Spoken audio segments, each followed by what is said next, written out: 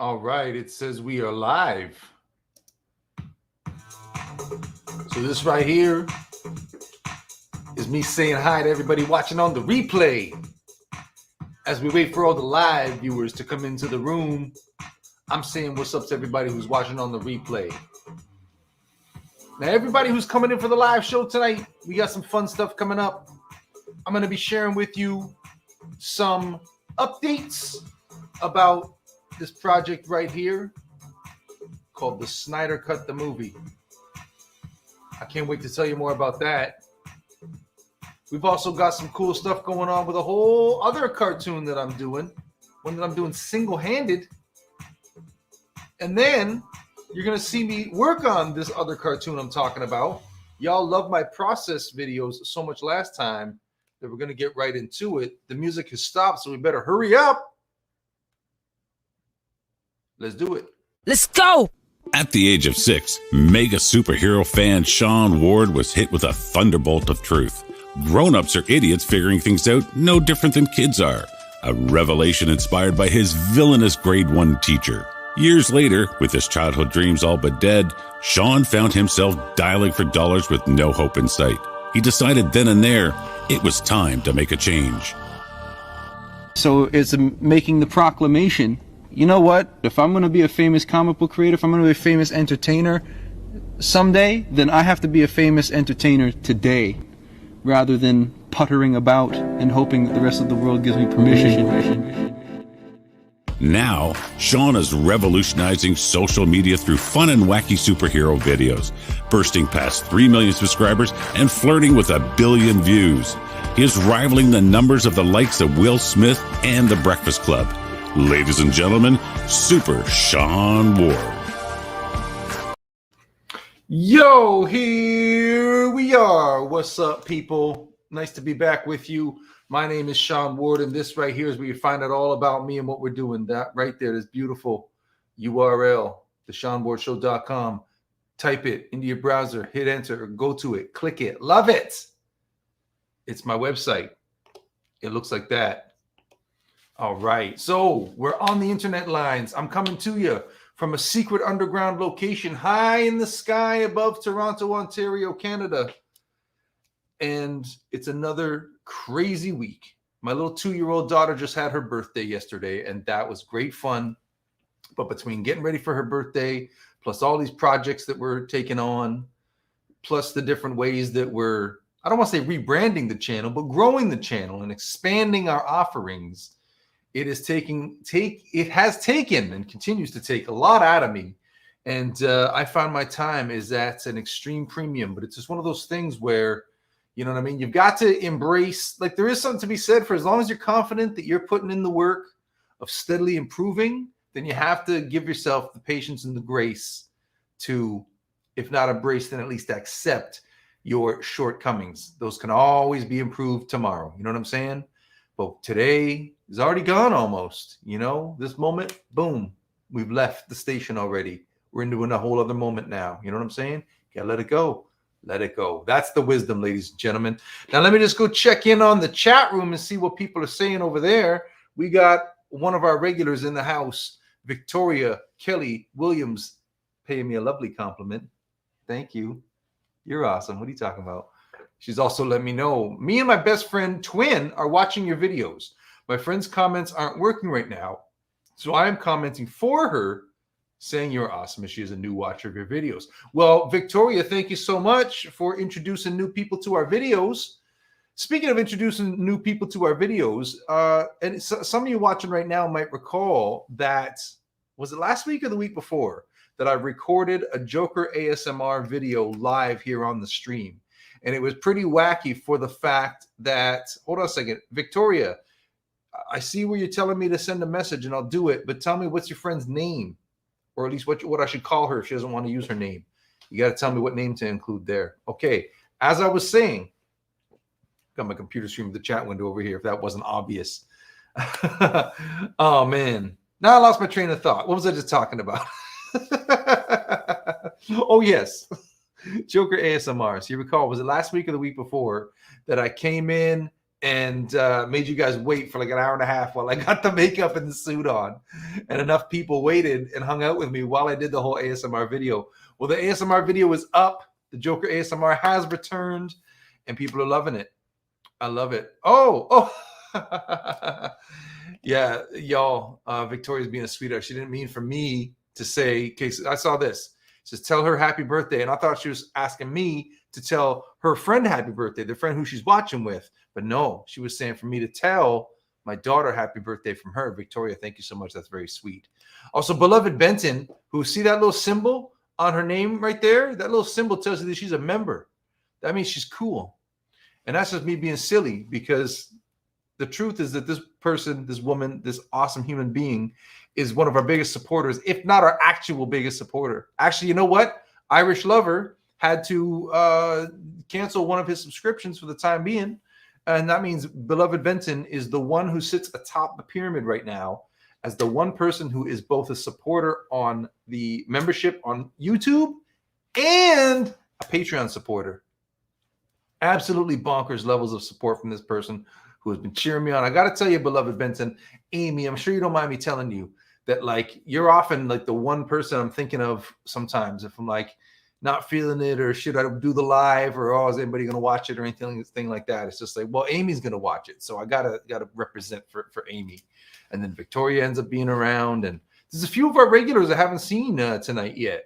So we haven't seen Jenna Eveld. We do got Tyler Mill in the house. Missy Sean Ward is the Black Web. You're the best. Thank you. Keep following your dreams. Everything I believe is going to work out for me. Your old friend Tyler Mill. See, Tyler Mill, he knows what's up. Tyler Mill gets it. The whole thing that he understands is that my channel and my art is not about Marvel and DC. I'm a huge Marvel and DC fan. I love classic superheroes, and that's always been the case. But my channel is not a Marvel DC channel. My channel is a channel about a guy who embraced his passions and ran with it and made something out of it. And a person like Tyler Mell, who leaves a comment like this, is a person who lets me know that he knows what's up. So thank you very much for that awesome compliment, Tyler Mell. You're awesome. Yeah, Tyler Mell. Damn straight, I got your back. Pound you through the camera lens. My little baby at home has just learned how to do pounds. So you put your, because it started, can you do high five? See a little high five. Then her mom taught her, can you do pounds? So then I started doing, she's got her pounds out like this, and then I go power drill style. Zzz. So now sometimes when she does it, she turns the wrist like this. Power drill style. Mike Fallon in the house. Mike Fallon, my homie. Everybody out there, Mike Fallon is up and coming in a lot of different worlds. This dude is a multimedia sensation in the making. He is an actor. You've seen him in movies like La La Land. You've seen him on YouTube channels such as mine. He is starting a new comic book company. And shoot, what's the title of the one you're doing the signing for? Like, I know you've got your first release coming out. Damn it, the title's on the tip of my tongue. I just thought of it like 8 seconds ago, it felt like. But yeah, Mike Fallon is doing a signing. Yeah, you feel free to pop it in the comments there, bro. I want to put it on the screen. Put the deets. If you're in the Los Angeles area, then you're going to want to go check out Mike Fallon. There he is. Mike Fallon, my first book is Myth Bonded. Okay, so when Myth Bonded is a new like Amazon Prime TV show, or it's HBO Max original or something like that, then you'll be like, hey, I heard of that. That's the thing that when Sean Ward did that live stream that time. And when it's an animated thing, he's going to get me to do a voice. Right, Mike? Yeah, Jenna Eveld is in the house. Oh, for a quick second, I thought you were psyching me out, Jenna, that you weren't going to be around tonight. Yeah. Ronin Comics. That's what Mike Fallon is doing. Ronin Comics. Ronin Comics publishing Myth Bonded. And yeah, put the info for your signing, bro.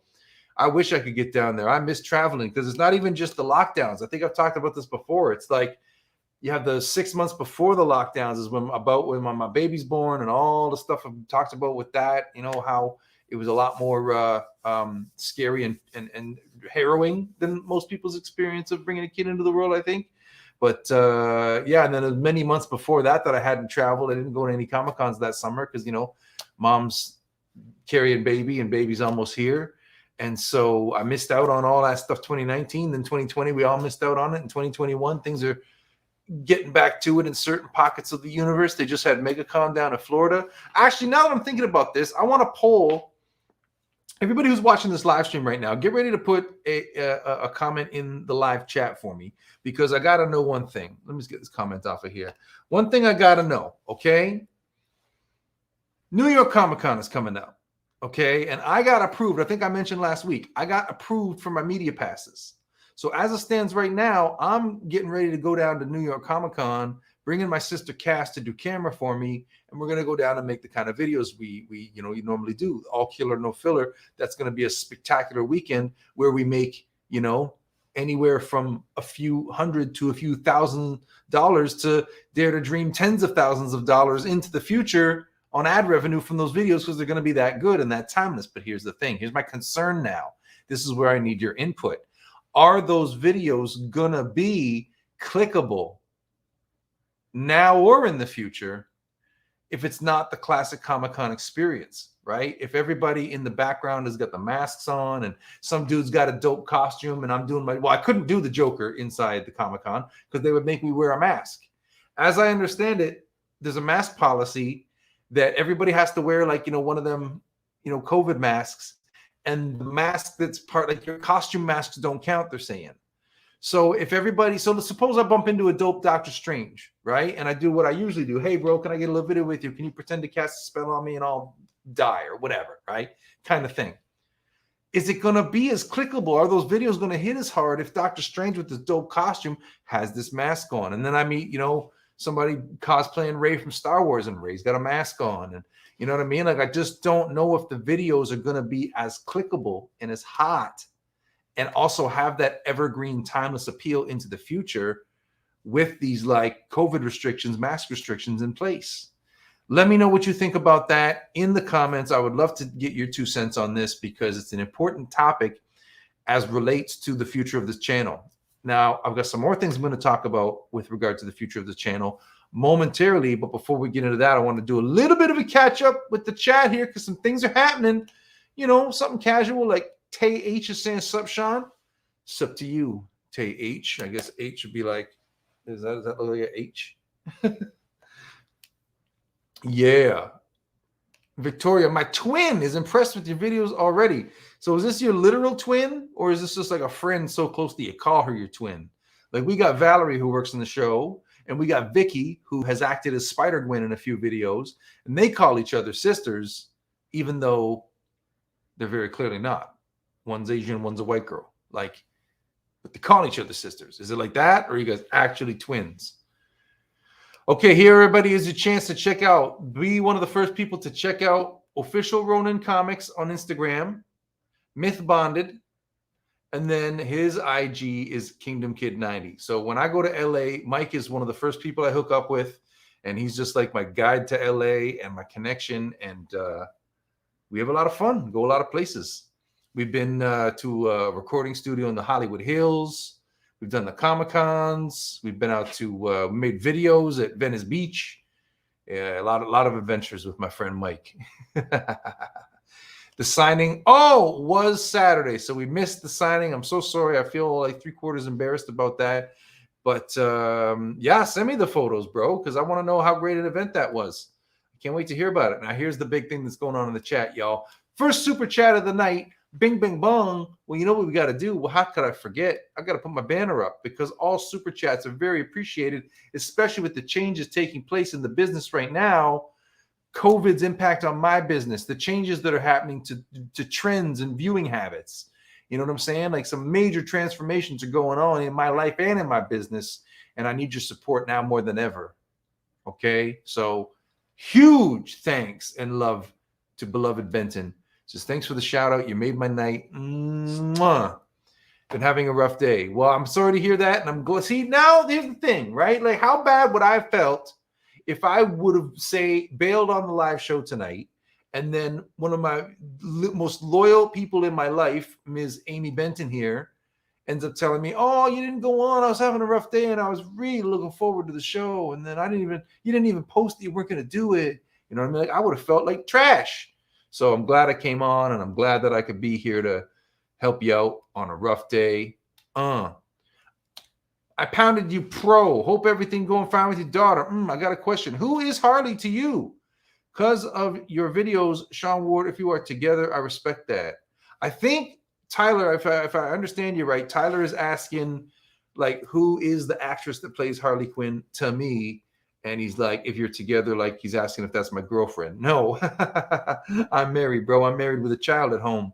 Now, the woman who's been playing Harley Quinn on this channel for a little over a year, no, a year and a half, maybe, is the vivacious Ms. Danny Klupsch, who went from having nothing to do with acting or filmmaking or nothing before she got involved with the show to now she is in the union as a stunt woman doing some real high profile gigs.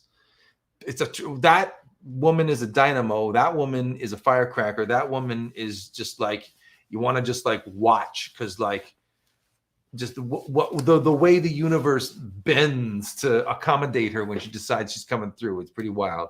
It's quite a sight to behold. All right. Now, Jenna, you're saying I could wear a Joker COVID mask.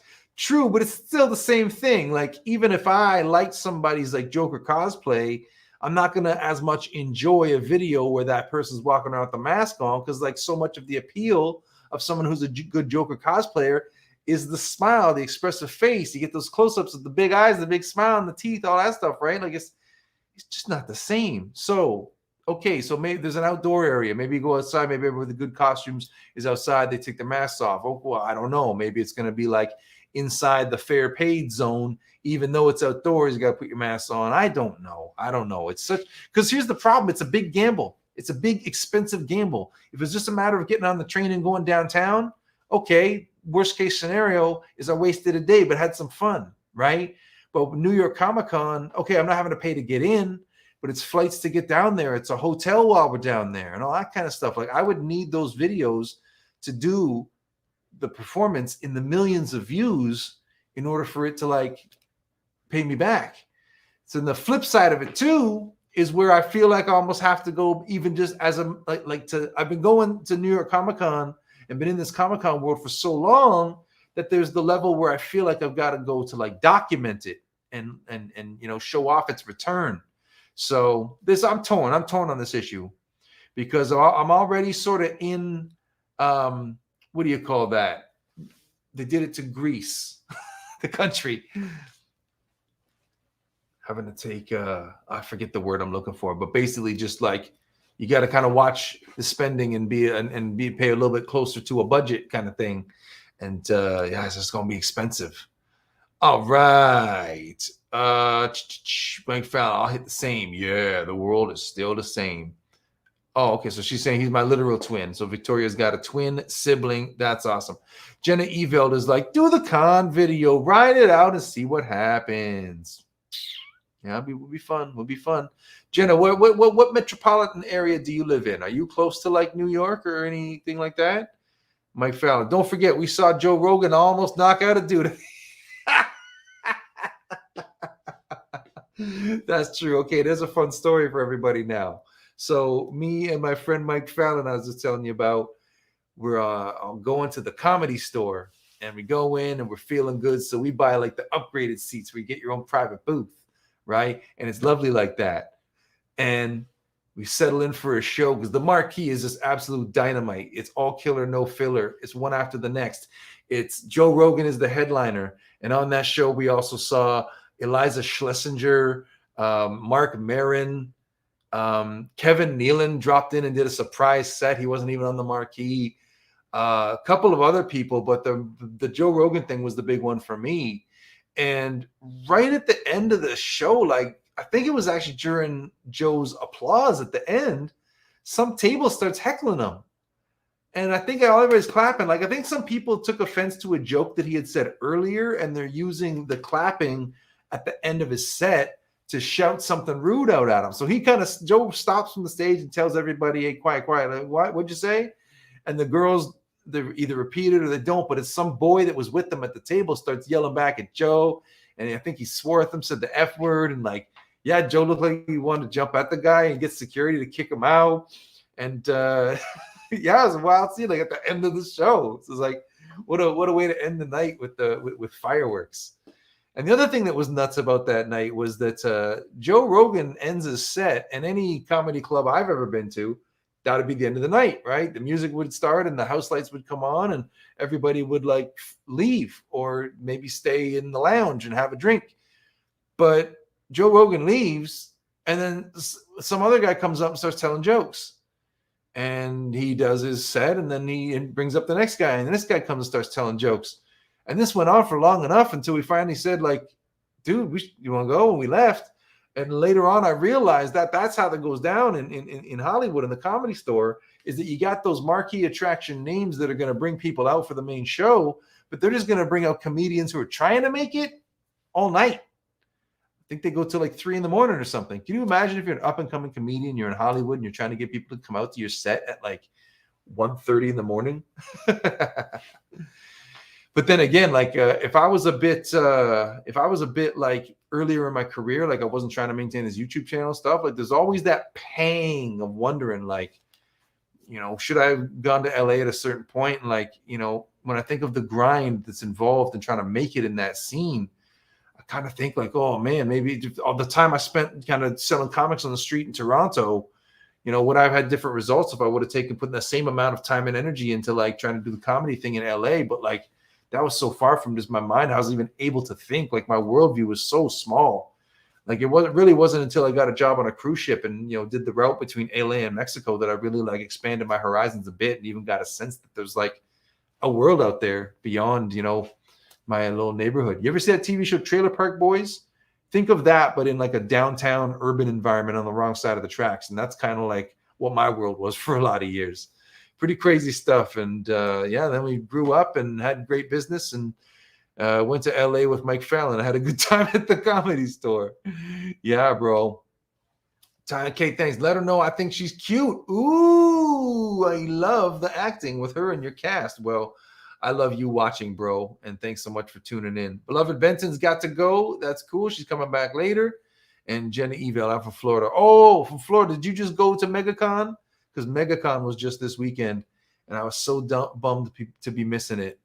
It's another one where it's like the whole mask thing would have made me wonder if the videos were gonna like be the all killer, no filler that I need them to be. But then there's also the X factor of like the convention center where they put MegaCon has a whole bunch of different exhibition halls. And every year I had been, up until the last time I went, which was 2019, every year I had been like this big hall with a really tall ceiling, and the ceiling's black and big and bright, and the videos look great. But the last time I went, they moved it into this like underground basement exhibition hall where the walls were all like this beige color and the lights seemed like they were turned down halfway the whole weekend. And the video all looked like gray and crappy, and it's just very low energy. Like the lighting and just sapped the energy out of the room. It just felt weird. And we didn't get any good videos of that trip. And that unfortunately was the trip where I like brought the whole crew I was working with at the time, thinking that we were going to like, because I had taken 2 of the people to LA Comic-Con and we killed it, like just destroyed, like so much cool stuff happened. We got so much great videos out of it. So I thought, oh, damn it, we'll take the whole squad and just run it, right? And that's not what happened. For a lot of different reasons. And then that squad would up and leave like 6 months later. What are you gonna do? All right, later in the video, can you do your Joker voice or any voice you do for my twin? She has not yet heard any, and I want her to see how awesome you are, and thank you. Well, what's her name? Tell me your name. Tell me your name, damn you! And I'll record something for her. If the Sean Ward Show comes back to LA Comic-Con 2021, then we got to do a vlog on the tacos. But oh, dude, yes. Oh, man. That would almost be worth the trip going down there. Because another thing, another Mike Fallon story, okay? So when I've been to LA Comic-Con, I've always got, instead of staying in a hotel, I've always stayed in an Airbnb near the convention center. So the first time I went, the Airbnb, it's literally, once you cross the highway, you're in a whole different world. So the side of the highway that the convention center is on, and then to that side of the highway, like the other side of the convention center is all like condos and built up and nicey nice kind of area.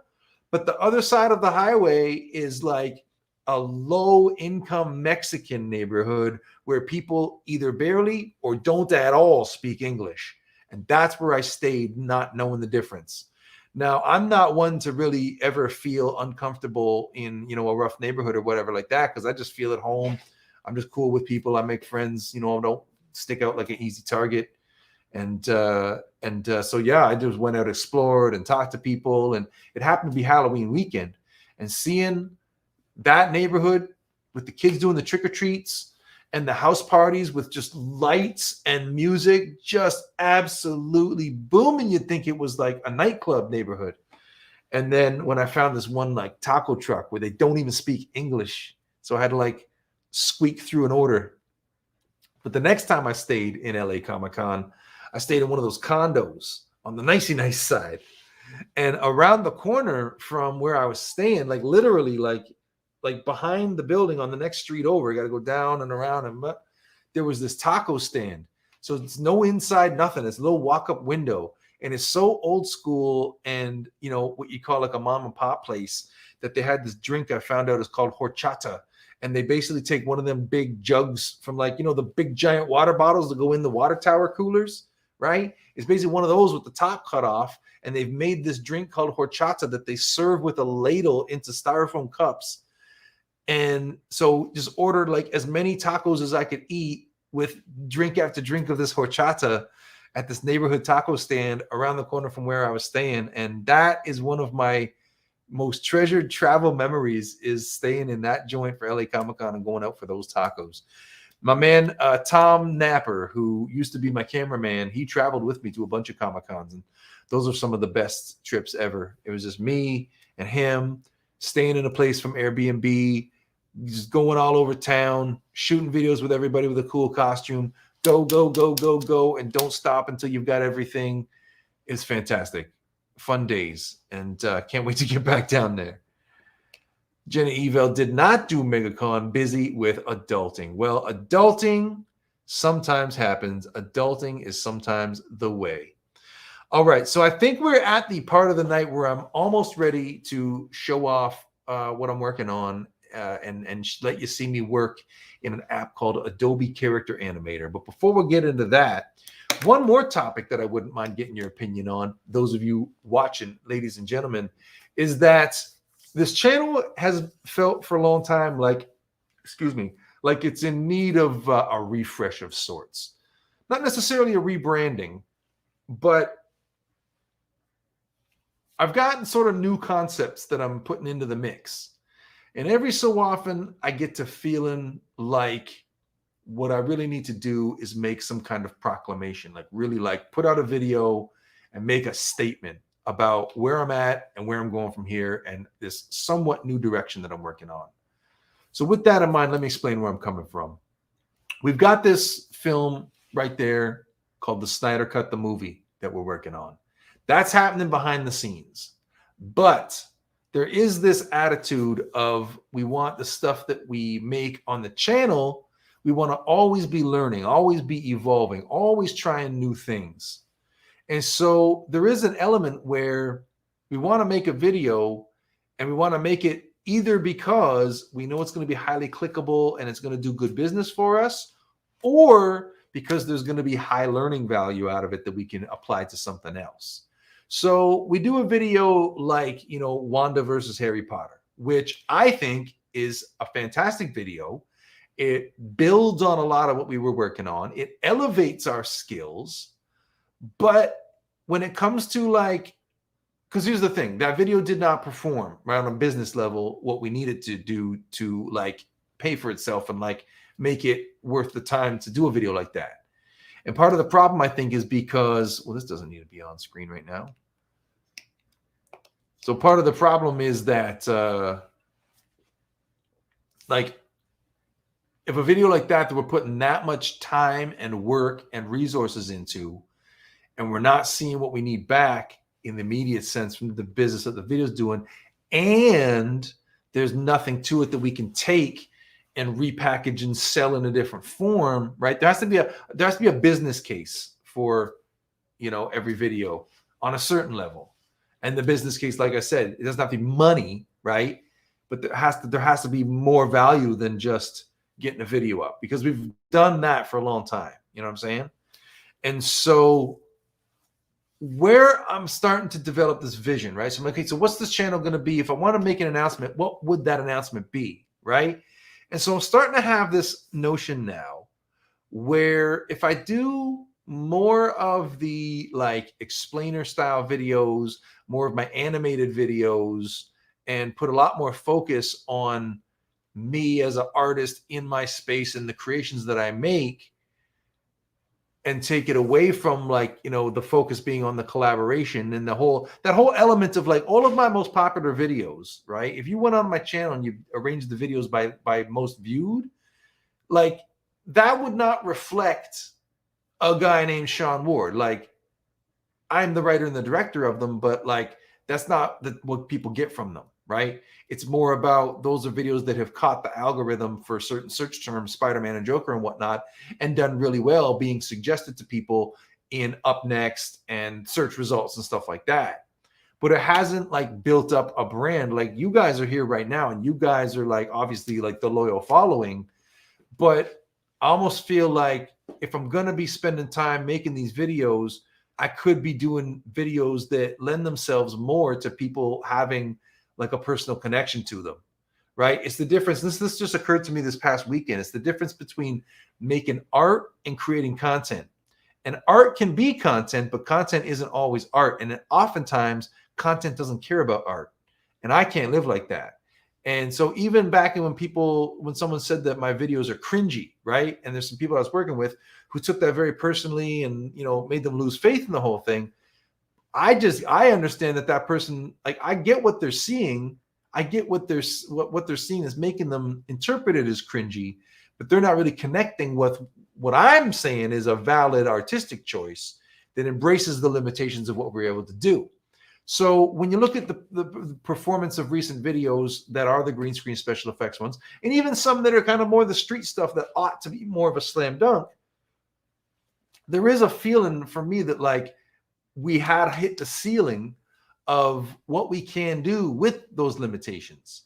And so in order to grow, I need to figure out a different way to maintain the week in, week out grind that frees up some of those resources to be devoted to bigger, higher caliber productions, right? So what if, just to play out a hypothetical here, what if instead of getting everybody in this studio to do like 5 weekly videos the way we usually do, what if instead we put that same amount of work from those 5 videos into one epic video where the special effects are more state of the art and it has a real kind of like pro eye, like a more production designed, more legit filmmaking kind of style to it, and is more in the line of a fan film. And I could do stuff on my own that's in the style of animation or explainer videos or Joker ASMR, that kind of thing. And I can keep the content kitty fed week to week with those kinds of videos. And then when I do a live action thing, when I do a live action special effects thing, it's more like epic. It's like a Sean Ward film, you know what I mean?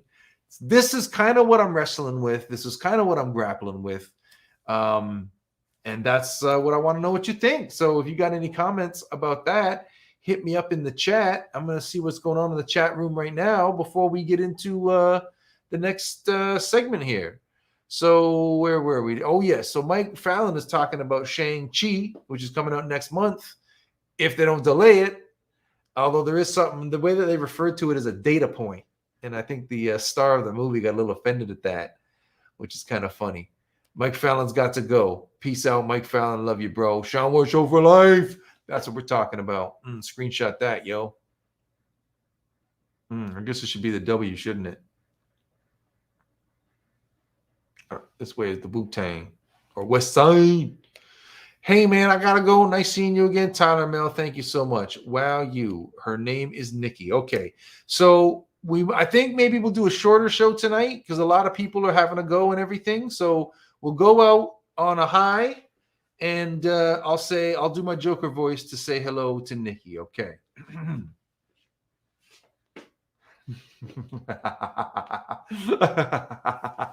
Hey, Nikki, I heard it's your birthday. Actually, it might not be your birthday, but I just wanted an excuse to hand you a cake, and instead of candles, I'll put dynamite in it. And when it blows up, I don't think it's hilarious. There's a Joker voice for Nikki, courtesy of Victoria Kelly Williams, a regular on the live show. Y'all are great. Y'all are awesome. Thank you so much for joining and taking part. Thanks for being here for the catch up, and we'll talk to you again real soon. Goodbye.